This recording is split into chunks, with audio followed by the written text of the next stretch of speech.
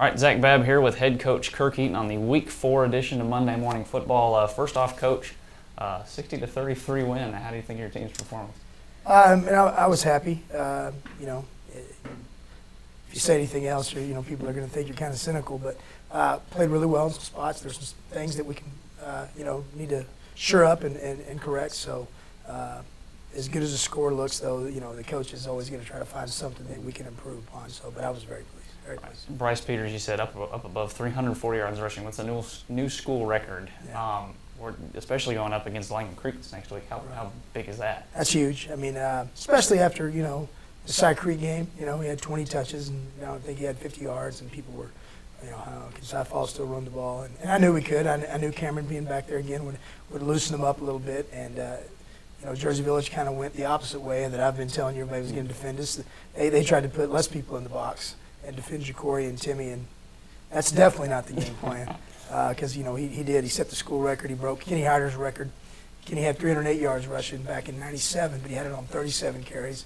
Bryce had 346 and only 15 carries. So Bryce and the O-line, and to the O-line's credit, they blocked really well. I mean, 22 yards a carry. That's unbelievable, and that's only happening when you're getting untouched on some runs like he clearly was. Mm-hmm. On the defensive side of the ball, of course, your starters, you only played them in the first half because it was a pretty big margin by halftime.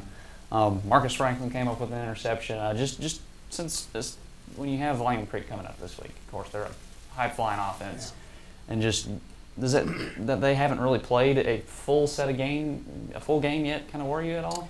Well, we saw it against Zac Creek, and there was a full defensive effort in the Zac Creek game on that side of the ball. They had to kind of keep us in that game and keep the offense, and let the offense find its rhythm, and they were having a hard time. So the main thing is, we as coaches have to do our job, make sure the kids are getting proper conditioning during the week, even though they're not getting the conditioning that you would think, not playing a full game. We know it'll be a full game this week, and I think we've done a good job of as coaches of monitoring our conditioning. There's not a lot of kids cramping or anything, so I think we're okay there. But the main thing is, we definitely have to play our best game this week. And then the defensive line in particular, especially when you Connor Feast, the district's leading passer this week, quarterback of the Lobos. You've been rotating a lot of Claudius Foley, Jacoby Hunter, Jared Crawford, Manasseh Miles, all those guys on the D-line. Since you're now playing such an elite quarterback at this level, you have like a three you prefer to go through to just charge them down, or you just keep the rotation going? No, we'll keep the rotation. I think the main thing is we're going to have to get so much pressure on Connor. If we just let him sit back there and throw, we're going to be in for a long night. So I think because we're going to have to rush so much, that rotation that we've been using is going to really pay off this week more than it ever has. And we haven't pressured much this year. We've sent 5 a couple times. I don't think we've sent 6 in a game yet. So you'll see a lot more aggressive game plan from us this week. And I think the depth of D-line will really pay off for us this week.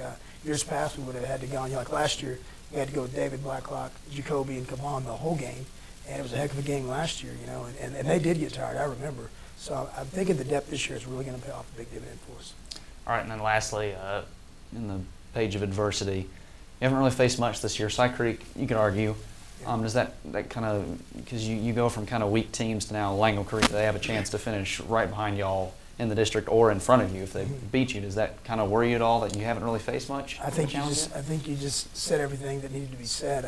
I think the team knows what's at stake. I think they know who they're playing, especially after they watched the film of the Ranch and Langham Creek game. It was an unbelievable game. Both sides just making plays all over the place. So, I think the guys know what's at stake, and I think they're fully aware of who they're playing and the magnitude of the kind of offense they're facing and the defense. I mean, Langham Creek is playing better defense. I know that sounds crazy when you just had a game where they gave up 63 points, but it's just how our district is sometimes. When you get matchups, sometimes matchups fall certain ways, and the Coach Thompson factor is always going to be there. He knows us. I mean, I was over at Langham Creek today.